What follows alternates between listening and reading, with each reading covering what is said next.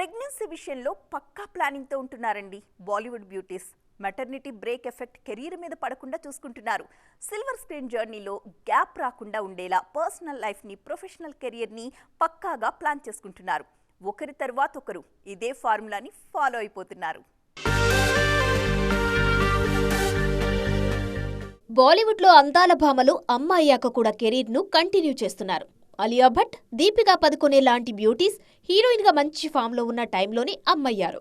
అయితే maternity break effect career మీద పడకుండా జాగ్రత్తగా ప్లాన్ చేసుకున్నారు. ప్రెగ్నెంట్గా ఉండి కూడా సినిమా షూటింగ్స్లో పాల్గొన్న అలియా, రాహా పుట్టిన తర్వాత షార్ట్ గ్యాప్లోనే మళ్లీ సెట్లో అడుగుపెట్టారు.